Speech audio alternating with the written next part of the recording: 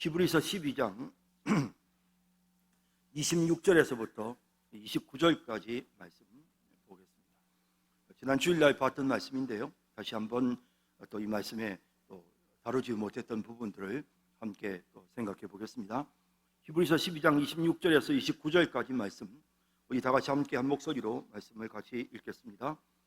그때에는 그 소리가 땅을 진동하였거니와 이제는 약속하여 이르시되 내가 또 한 번 땅만 아니라 하늘도 진동하리라 하셨느니라. 이 또 한 번이라 하심은 진동하지 아니하는 것을 영존하게 하기 위하여 진동할 것들 곧 만드신 것들이 변동될 것을 나타내심이라. 그러므로 우리가 흔들리지 않는 나라를 받았은즉 은혜를 받자. 이로 말미암아 경건함과 두려움으로 하나님을 기쁘시게 섬길지니 우리 하나님은 소멸하는 분이심이라. 아멘. 우리는 흔들리지 않는 나라를 소유했습니다. 흔들리지 않는 나라는 천국, 하나님께서 우리에게 주신 하나님이 통치하고 다스리시는 영원한 나라입니다. 하나님께서 자기 백성에게 주시는 하늘의 상급을 의미합니다. 이와 같은 흔들리지 않는 나라가 이미 우리에게 주어졌기 때문에, 그러므로 우리는 이 은혜를 정말 늘 누리면서 감사하며 살아야 할 것입니다. 예수님이 재림하시는 날 베드로후서 3장 10절에서부터 13절에 보면, 그러나 주의 날이 도둑같이 오리니 그날에는 하늘이 큰 소리로 떠나가고 물질이 뜨거운 불에 풀어지고 땅과 그 중에 있는 모든 일이 드러나기로다. 이 모든 것이 이렇게 풀어지리니 너희가 어떠한 사람이 되어야 마땅하냐. 거룩한 행실과 경건함으로 하나님의 날이 임하기를 바라보고 간절히 사모하라. 그날에 하늘이 불에 타서 풀어지고 물질이 뜨거운 불에 녹아지려니와 우리는 그의 약속대로 의가 있는 곳인 새 하늘과 새 땅을 바라보도다 라고 베드로후서 3장에 말씀하고 있습니다. 이 본문이 지금 우리가 함께 읽었던 히브리서 12장의 내용과 일치하는 내용을 보여주고 있습니다. 이제 우리 주님께서 재림하시는 날에 하늘이 큰 소리로 떠나가고 이 땅의 모든 것들이 뜨거운 불에 풀어지는 그와 같은 일들이 일어나게 되는 것입니다. 하늘이 불에 타서 풀어지고 물질이 뜨거운 불에 녹고, 그러면서 이 땅에 있는 모든 진동하는 것들은 다 우리 주님께서 오시는 그날에 하늘과 땅이 함께 진동되면서, 그러면서 다 녹아지고, 그 진동하는 것들은 다, 진동하는 나라들은 전부 다 없어지는, 변동되고 사라지는 이런 일들이 일어나게 될 것이다. 하지만 영원히 존재하시는, 영존하시는 그와 같은 하나님의 거룩한 나라, 진동하지 않는 나라는 이와 같은 그 모든 우리 주님이 재림하시는 그 심판의 때에 천지가 진동하는 그런 가운데서도 그 영원히 존재하기 위하여 그 모든 것들이 진동하지 않고 그대로 우리에게 주어지는 이 하나님의 나라가 우리에게 온전히 그대로 우리에게 주어지는 이런 놀라운 복을 누리게 될 것이다. 새 하늘과 새 땅에 의가 넘치는, 예수님께서 십자가에 피 흘려 우리의 죄를 씻으심으로 의가 가득하게 되어지는 그 하나님 아버지의 나라 천국이 흔들리지 않고 요동하지 않고 그대로 하나님께서 만드신 그대로 우리에게 영광스럽게 임하는 그와 같은 날이 올 것이다 라고 분명히 말씀하고 있습니다. 그러면서 오늘 우리가 읽은 히브리서 12장 26절에서 이 29절까지 말씀은 이러한 흔들리지 않는 나라, 하나님께서 우리에게 주신 이 놀라운 하나님의 나라를 우리가 소유한 사람으로서 우리가 어떻게 이 땅에서 살아야 하는가에 대한 권면의 메시지가 본문에 기록되어 있습니다. 첫째는 흔들리는 나라에 대한 미련을 버려야 합니다. 하나님의 백성으로서 흔들리지 않는 나라를 소유한 우리가 해야 될 일이 무엇인가? 흔들리는 나라에 대한 미련을 우리가 버려야 합니다. 흔들리는 나라가 있습니다. 그 흔들리는 나라는 이 세상에 속한 것이고, 이 흔들리는 나라는 결국 예수님이 재림하시는 그때에 한번 흔들어서 다 소멸되고 다 사라지게 되는 그와 같은 것을 의미합니다.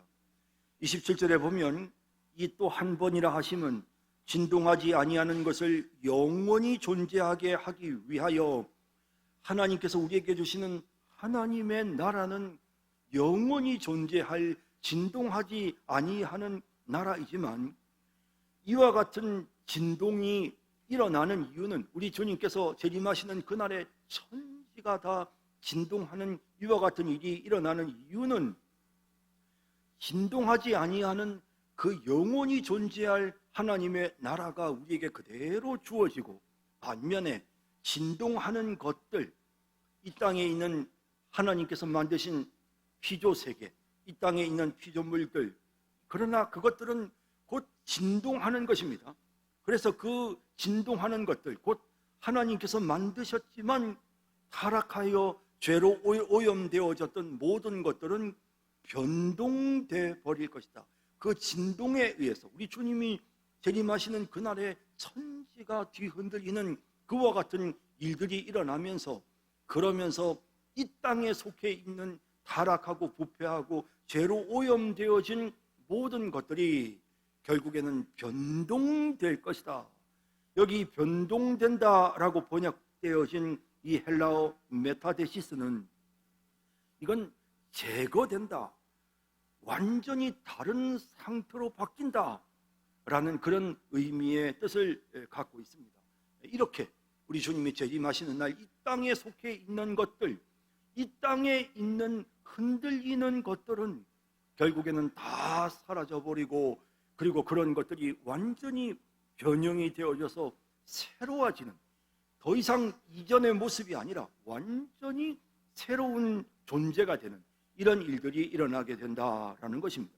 이미 구약성경 시편 120편 26절에 천지는 없어지려니와 주는 영원히 존재하시겠고 그것들은 다 옷같이 낡으리니 의복같이 바꾸시면 바뀌려니와, 옷을 바꾸어 입듯이 그냥 벗어버리듯이 그렇게 이 땅에 속해 있는 이 진동하는 이 땅에 있는 것들은, 이 땅에 있는 나라는 결국에는 다 바뀌어버리고 다 벗어버리고 다 제거되는 이런 일들이 일어나게 된다 하시는 것입니다. 요한계시록 21장 1절에도 또 내가 새 하늘과 새 땅을 보니 처음 하늘과 처음 땅이 없어졌고 바다도 다시 있지 않더라. 기존에 있는 인간에 의해 오염되어진 이 자연 만물들이 다 제거되고 다 변형되어져서 이제는 새로운 하늘과 새로운 땅으로 변화되는 이와 같은 일들이 일어나게 될 것이다 라는 것입니다. 오늘 본문에서 우리에게 말씀하시는 것은 결국에 이 땅에 속해 있는 것들, 진동하는 것들은 순식간에 다 사라져 없어진다. 우리 주님께서 이 땅에 재림하시는 그날에 다 사라져 없어버려질 것들이다. 그것에 집착하거나 그것을 붙잡거나 그걸 의지하면서 살지 말아라. 결국 그런 것들은 다 없어질 것들이다 라는 사실을 말씀하고 있는 것입니다. 여러분이 세상의 것에 목적을 두고 사는 사람들은 항상 거기에 관심을 갖고 있습니다. 예를 들어서 주식을 투자하는 사람이 말이죠, 계속해서 주식 시세를 봅니다. 어떤 주식들은 갑자기 한순간에 갑자기 하루에 그냥 반토막이 나기도 하지 않습니까? 그런데 한 주에 10,000원 하는 주식 10장을 갖고 있는 사람은 반토막이 나도 결국 10,000원짜리가 5,000원이 됐으니 10장 갖고 있으니까 10주 갖고 있으니 한 5만 원 정도 손해를 본 거지만, 그러나 이걸 10,000주 가지고 있는 사람은 입장이 다른 것입니다. 10,000주를 가지고 있는 사람은 이거는 내가 1억을 투자해서 내가 만주를 샀는데 하루 동안 이게 반토막이 났으니 하루에 5천만 원이 사라지는 것입니다. 그러니 얼마나 속이 쓰리겠습니까? 그보다 훨씬 더 많은 걸 가진 사람들은 더 속이 쓰릴 것입니다. 그러다 보니 계속해서 그런 거에 신경을 쓰는 것입니다. 그동안 부동산이 한동안 상당히 많이 올랐죠. 그러다 보니 3억이 올랐다, 5억이 올랐다, 아파트가 10억이 올랐다. 또 그러다 갑자기 또 아파트 값이 막 떨어지기 시작합니다. 그러더니 이게 그냥 1년 만에 2억이 떨어졌다. 1년 만에 3억이 떨어졌다. 사람들이 이제 그런 이야기를 해요. 이런 사람들은 얼마나 그런 데 관심이 많겠습니까? 그런 거에 신경 쓰고 온통 머릿속에는 그런 거에 대한 생각으로 가득할 것입니다. 모여 앉아도 대화가 항상 주식이 어떻고 주식 시세가 어떻고 해봐야 계속해서 부동산이 어떻고 사람들의 관심사 그겁니다. 거기에 집착하고 그것 때문에 울고 그것 때문에 좋아 죽고 그거가 좀 잘 되고 값이 오르면 그만 너무너무 얼굴이 행복해졌다가 반대로 또 그게 좀 잘 안 되면 금방 또 얼굴이 어두워지고 세상 사람들의 모습을 보면서 우리가 그런 것들을 우리가 보는 경우들이 많지 않습니까? 여러분, 요즘은 아이들이 이렇게 마당에서 이렇게 흙이 있는 마당이 별로 없으니까요. 흙 있는 마당에서 이렇게 땅 따먹기 하고 이런 놀이들을 잘 안 하는데 저희가 어렸을 때는 진짜 마당에서 이렇게 땅 따먹기 하는 놀이를 굉장히 많이 했습니다. 그래서 이렇게 동그랗게 원을 그려놓고는 그리고는 조그마한 돌멩이를 가지고 이제 손으로 튀겨가지고 그래서는 이제 땅을 만들고 또 땅을 따먹고 땅 따먹기를 했던 그런 일들이 생각이 나는데요. 그렇게 늦은 시간까지 계속해서 땅 따먹기를 하면서 그냥 정신없이 그냥 땅을 더 가져보려고 이렇게 하고 있는데 갑자기 어머니가 부르는 소리가 들립니다. 밥 먹자. 어서 들어와서 씻고 빨리 밥 먹자. 라고 부르면 땅 따먹기 하고 있던 거 내 땅이 그냥 얼마나 많던 땅이 적건 상관없죠. 그냥 손 털고 들어가서 씻고 저녁 먹습니다. 자, 그러니 그냥 땅 따먹기는 그냥 놀이에 불과하고요. 어머니가 부르는 그 소리에 집에 들어가서 씻고 맛있는 저녁 밥을 먹는 그 순간을 기다리다가 그 순간이 오면 땅 따먹기 한 거 다 잊어버리고 간단 말이에요. 우리가 사실 살아가는 우리의 인생이란 그런 거거든요. 우리 주님께서 우리를 부르시는 그날 우리는 영원한 하나님 아버지의 나라에 들어가게 됩니다. 우리 주님과 함께 우리 주님과 더불어 교제하면서 진정한 안식을 누리게 되는 거죠. 이 땅에서는 배고프고 이 땅에서는 목말랐지만 주님도 없고 목마르지도 않는 슬픔도 없고 죽음도 없는 영원한 하나님 아버지의 나라가 우리를 위해 준비되어 우리를 기다리고 있습니다. 그러므로 그날을 소망하고 그날을 바라보는 사람들은 땅 따먹기 좀 하다가 잘 안 되면 주먹질하고 싸우고 그럴 필요가 없는 것입니다. 좀 하다가 잘 안 되면 기분은 나쁘겠지만 어머니 부르시면 이제는 손 털고 가면 손 씻고 집에 들어가서 이제 가서 쉬어야죠. 밥을 먹어야죠. 우리가 주님 앞에서 이 땅을 살아가는 동안 이 땅에서의 우리의 삶은 정말 그냥 땅에다가 그림 그려놓고 그냥 거기에서 땅 따먹기 하는 것처럼 그렇게 우리가 지금 이 땅에서 살아가고 있는 것입니다. 결국 이 땅에 있는 것들은 다 흔들리는 것들입니다. 저녁이 되면 해가 질 무렵이 되면 그건 다 지워지고 그 마당에 그려놓았던 그 많은 그림들은 사람들이 다니면서 다 지워 없어져 버리고 다 잊혀져 버릴 것입니다. 하지만 내가 가야 될 내 집은 내가 쉴 내 집은 밤에 저녁에 어머니가 식사를 준비해 놓고 아이를 기다리듯이 우리 주님께서 우리를 위해 마련해 놓으신 영원한 하나님 아버지의 나라가 우리를 위해 준비가 되어 있습니다. 그러므로 우리가 이 땅의 것에 그렇게 집착할 이유가 없는 것입니다. 여러분, 우리가 성경을 보면 이삭이 그랬지 않습니까?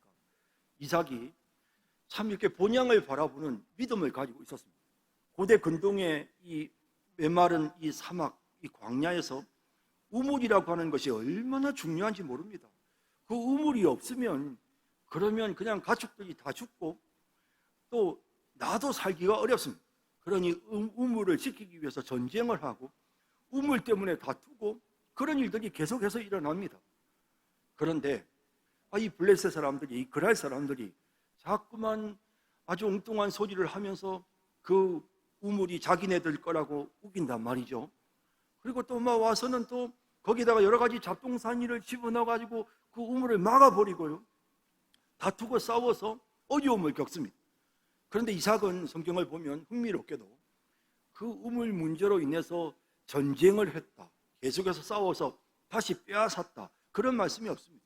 그냥 줘버리고 떠납니다.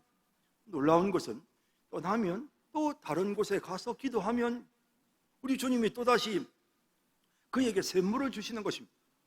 십자가고 안 돼, 이건 내가 얼마나 공들여서 내가 얼마나 노력해서 내가 얻은 건데 나 이거 못 줘, 내가 이거 없으면 어떻게 살라고, 나도 먹고 살아야지 하면서 그거 붙잡고 싸운 것이 아니고 그냥 그렇게 요구하면 그래 알았어요, 가지세요, 그렇게 하고는 그냥 떠나는 것이죠. 왜 이럴 수가 있을까요? 이게 바로 이 세상에 흔들리는 나라에 집착하지 않는 것입니다. 우리 주님께서 주시는 영원한 나라, 흔들리지 않는 나라가 있다, 그 소망이 마음속에 있기 때문에 이 흔들려 없어버릴 것들, 순식간에 그냥 다 사라져 없어버릴 것들, 그것에 목매고 그것 때문에 신경 쓰고 그렇게 살지 않겠다는 것입니다. 여러분, 하나님의 백성들은 이 땅을 살아가는 동안 그런 마음가짐을 가지고 살아야 합니다. 우리가 사실 자꾸 내 것을 지키려고 하면 인생이 참 고달파집니다. 내 자존심 내가 지켜야 돼, 내 명예 내가 지켜야 돼, 내 권위 내가 지켜야 돼, 내 업적 이건 내가 지켜야지. 우리가 이런 생각들을 가지고 움켜쥐면서 살려고 합니다. 그렇게 살려고 하다 보니 사람들이 추해지는 것입니다. 여러분, 그까짓 것 그거 아무것도 아닙니다.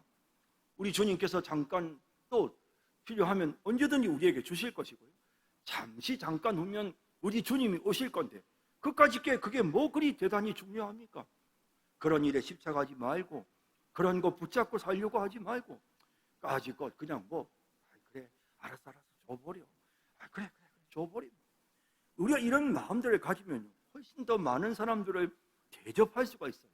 좀 더 많은 사람들을 섬길 수가 있고 남을 좀 더 도와줄 수가 있단 말이에요. 그런데 자꾸 내 거, 내가 얼마나 노력하고 내가 얼마나 아꼈는데 이걸 내가 이런 생각들을 품으니까 베풀 수가 없는 것입니다. 여러분, 이 땅에 흔들리지 않는 이 흔들리는 것들은요, 그건 아무것도 아닙니다. 우리에게 하나님 주신 이 흔들리지 않는 나라를 생각한다면 이 흔들리는 것들은 아무것도 아닙니다. 없어질 것들을, 이런 것들에 우리가 왜 마음을 빼앗기면서 우리가 사냔 말입니다. 어떤 사람이 남의 밭에 일을 하다가 보석들이 묻혀 있는 것을 발견하게 됩니다. 야, 이 밭이 보통 밭이 아니네. 야, 이거 지금 이게 보석이 나는 그런 밭이네. 자, 이 사람 어떻게 합니까? 자기의 소유를 다 팔아서 이 밭을 삽니다. 제법 보석에 대해서 제대로 잘 감정할 수 있는 능력을 갖고 있는 사람이 우연히 어떤 사람이 물건을 가지고 와서 이 진주 한번 좀 봐주시겠어요? 합니다. 보니까 굉장한 가치가 있는 거예요. 그래서 이 진주 굉장히 좋은 건데 나한테 파세요. 얼마 주시겠습니까? 이 진주의 가치를 아는 이 장사꾼은 자신의 소유를 다 팔아서 그 진주를 삽니다. 왜냐하면 그 진주가 너무도 가치가 있다는 걸 알기 때문이죠. 성경은 천국이 이와 같다라고 분명하게 말씀하고 있습니다. 하나님께서 우리에게 주신 이 하나님 아버지의 나라는 정말 이 세상의 것 가지고는 비교할 수가 없는 너무도 가치로운 것이기에 내가 기꺼이 이 천국을 소유할 수 있다면 나 좀 힘든 거 참을래요. 좀 사람들한테 핍박당하는 거 나 견딜래요. 조금 가난하고 경제적으로 좀 힘든 거 나 그거 참을래요. 대신에 나는 주님 믿는 이 믿음 선택하고 나는 하나님 아버지께서 주시는 이 천국 난 붙잡고 살래요. 여러분, 우리에게 이런 마음들이 있어야 하는 것입니다. 여러분, 우리가 세상을 살아가는 동안 너무 세상 것에 집착하며 살다가 어느 날 그 세상 것 집착하던 그거 제대로 써보지도 못하고 어느 날 주님께서 우리를 부르십니다. 내가 열심히 노력하고 애를 써서 이제는 이렇게 창고에 그득히 쌓아놨구나. 우리 주님께서 그날 그의 영혼을 데리고 가면 그 창고에 쌓아놓은 것이 누구의 것이 되겠느냐? 어리석은 자들아 라고 주님이 그렇게 우리에게 말씀하십니다. 여러분, 이 땅에 있는 것에 집착하며 살지 않아야 합니다. 오늘 본문이 우리에게 말씀하시는 것은 얘들아, 너희는 흔들리지 않는 나라를 받았어. 그러니 흔들리는 나라에 집착하며 살 거 없잖아. 얘들아, 내가 너희들에게 줄 이 영원한 하나님의 나라를 바라보렴. 너희가 이 땅에서 조금 가지지 못한다고 그것 때문에 흥분하고 그것 때문에 싸우고 그것 때문에 불평불만하고 그렇게 살아서는 안 되잖아. 주님이 우리에게 이렇게 말씀하고 있는 것입니다. 여러분, 흔들리지 않은 나라를 소유한 우리가 해야 될 일, 첫째 뭐라고 했습니까? 흔들리는 나라를 집착하지 않는 것입니다. 흔들리는 이 세상에 곧 없어져 버릴, 썩어 없어져 버릴 그런 것에 집착하며 살지 말고 흔들리지 않는 하나님 아버지의 나라를 바라보면서 우리가 살아가는 그와 같은 믿음의 사람들이 다 되기를 진심으로 바랍니다. 흔들리지 않는 나라를 소유한 우리가 해야 될 일, 두 번째는 감사의 마음으로 하나님을 기쁘시게 섬겨야 합니다. 28절에 보면 그러므로 우리가 흔들리지 않는 나라를 받았은즉 은혜를 받자. 이로 말미암아 경건함과 두려움으로 하나님을 기쁘시게 섬길지니라고 말씀하고 있습니다. 여기 기쁘시게 섬긴다라고 번역된 이 헬라어 단어의 라트리오라고 하는 이 단어는 예수님께서도 자주 말씀하셨던 단어인데요, 기록되었을 때 주 너의 하나님께 경배하고 다만 그를 섬기라 할 때도 이 단어를 쓰셨고요.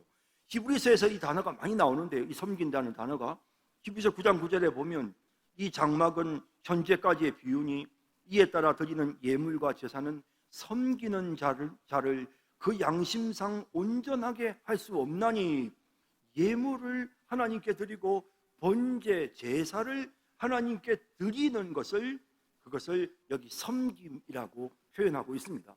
또 히브리서 9장 14절에도 보면 하물며 영원하신 성령으로 말미암아 흠없는 자기를 하나님께 드린 그리스도의 피가 어찌 너희 양심을 죽은 행실에서 깨끗하게 하고 살아계신 하나님을 섬기게 하지 못하겠느냐라고 할 때 여기 이 섬김이 바로 라트리오라고 하는 단어입니다. 자, 그래서 하나님을 우리가 기쁘게 섬긴다라고 할 때 이 섬김이라고 하는 이 단어는 우리가 하나님을 위해 봉사한다, 물론 그런 뜻도 있지만 이 단어가 엄밀하게 의미하는 바는 이것은 하나님과 교제하는 것입니다. 이 단어가 의미하는 것은 하나님을 우리가 공경하며 하나님께 예배하는 것을 말하는 것입니다. 우리가 이 흔들리지 않는 이 놀라운 하나님의 나라를 소유한 우리가 해야 될 일이 뭔가? 그것은 하나님이 기뻐하시도록 예배하는 것입니다. 하나님이 기뻐하시도록 기도하고 하나님이 기뻐하시도록 우리가 찬송하고 하나님이 기뻐하시도록 하나님의 말씀에 귀를 기울이는 이와 같은 모습이 우리에게 있어야 하는데, 이렇게 되기 위해서는 은혜를 받자, 그죠? 흔들리지 않는 나라를 받았은즉 은혜를 받자. 제가 지난 주일날 여러분들에게 말씀드렸죠. 이 은혜를 받자라고 하는 이 단어가 은혜를 받자는 뜻도 있지만 감사히 여긴다라는 뜻도 있다고 말씀드렸습니다. 그래서 성경마다 감사히 여긴다로 번역한 성경도 있고 은혜를 받자라고 번역한 성경도 있다고 말씀드렸습니다. 그러나 이미 이 흔들리지 않는 나라를 받은 우리이기 때문에, 은혜를 받은 우리이기 때문에, 그러므로 이 단어는 여기에서는 은혜를 받자라는 의미보다는 감사히 여긴다라는 뜻으로 해석하는 것이 옳다고 말씀드렸습니다. 여러분, 우리가 감사하는 마음으로 하나님을 기쁘시게 섬겨야 합니다.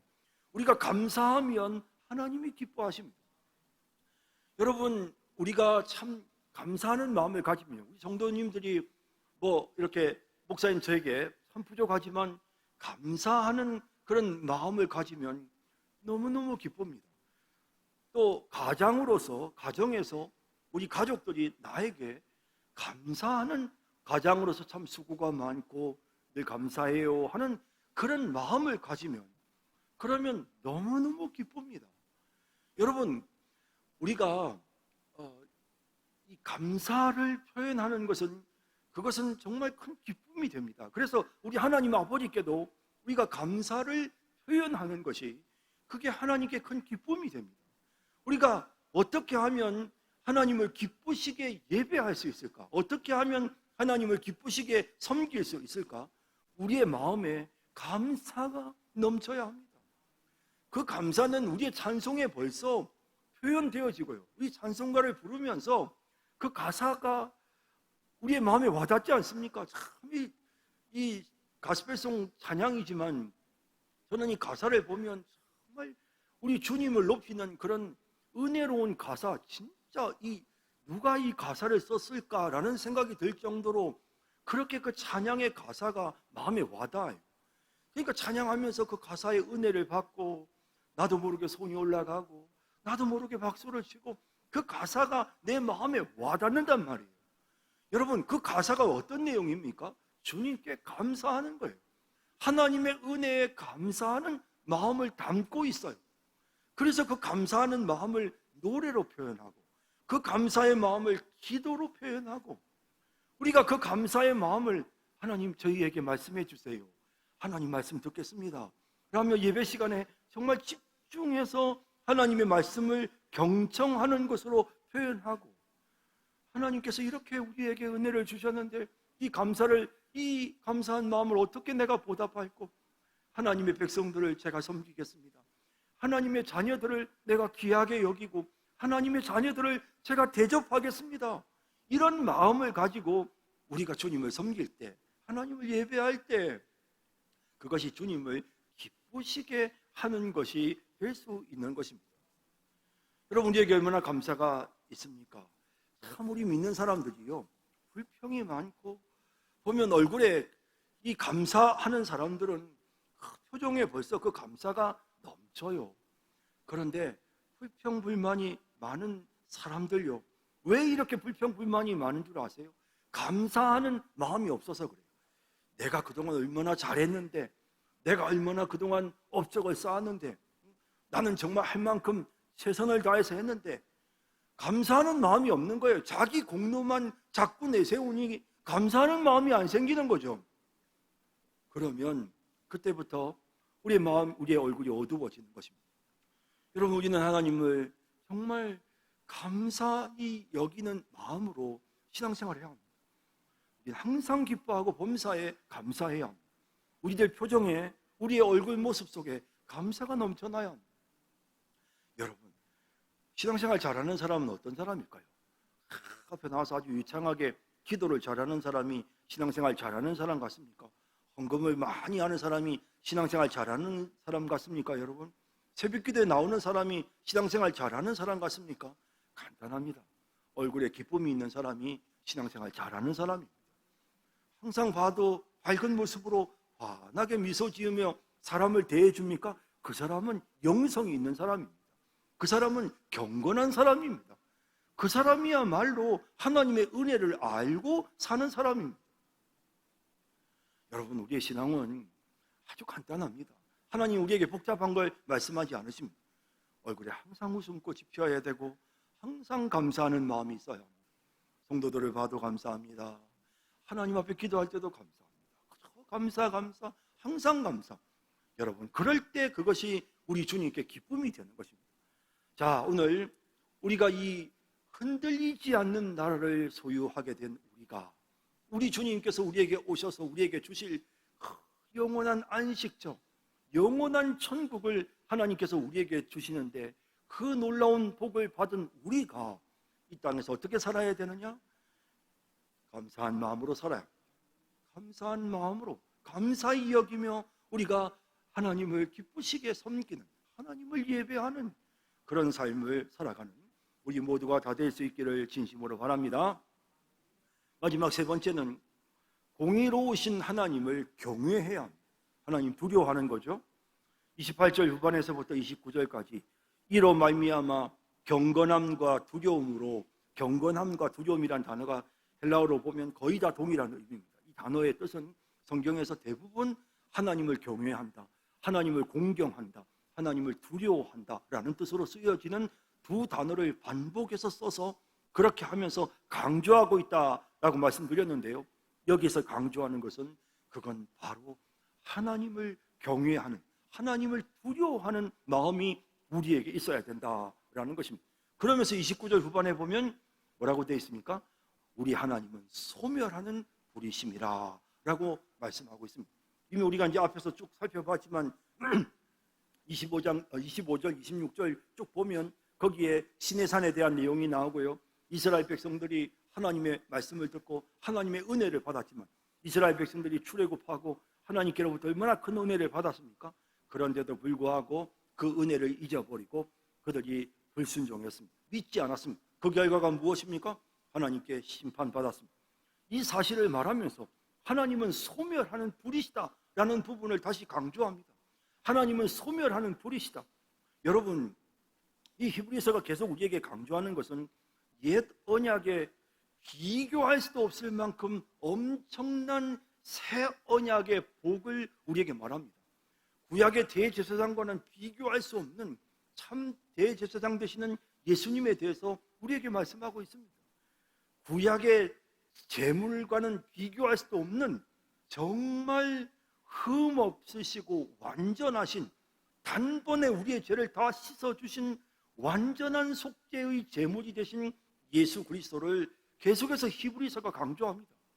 결국 히브리서는 옛 언약을 받았던 백성들보다 봐라, 너희가 지금 받은 복이 얼마나 크냐, 시내산에서 하나님의 말씀을 들었던 그 백성들보다 이제 시온산에서 살고 있는 너희는 얼마나 큰 은혜를 받았느냐, 이 말씀을 하고 있단 말입니다.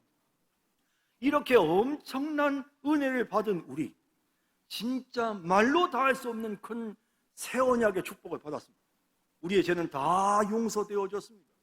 흠없으신 예수님의 희생으로 이 땅에 우리의 죄를 씻어주시기 위해 신이 하나님께서 인간의 몸을 입고 이 땅에 오셔서 우리를 대신해서 죽어서 우리의 죄를 다 씻어주셨습니다. 그뿐만 아니라 우리가 범죄하지 않도록 하나님의 법을 우리의 마음에 새겨주셨습니다. 또 성령께서 우리 안에 계시면서 그 하나님의 말씀이 기억나게 해주시고 그 말씀을 따라 행하도록 우리를 지금 이끌어주고 계십니다. 이와 같은 새 언약의 축복, 여러분, 결국 옛 언약에 속해 있었던 구약 백성들은 정말 흔들리지 않는 하나님의 그 영원한 나라를 소유하지 못한 자들이 많았지만 오늘 우리는 흔들리지 않는 영원한 나라를 소유하는 그런 놀라운 축복을 우리가 받아 누리게 되었단 말입니다.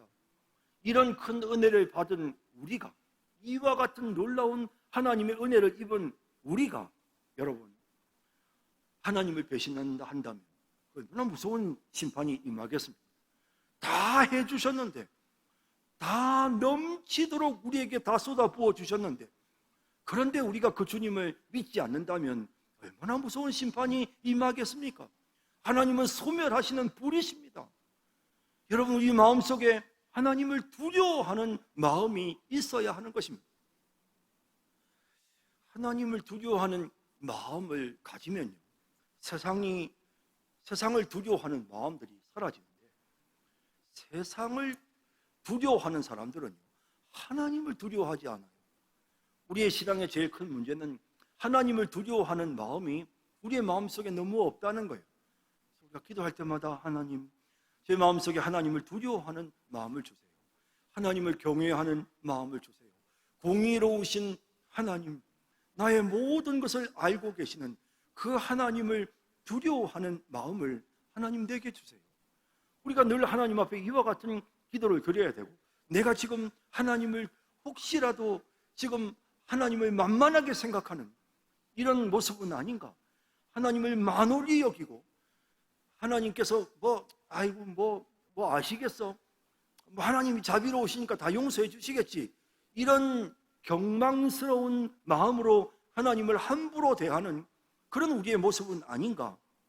우리가 우리 자신을 되돌아봐야 하는 것입니다.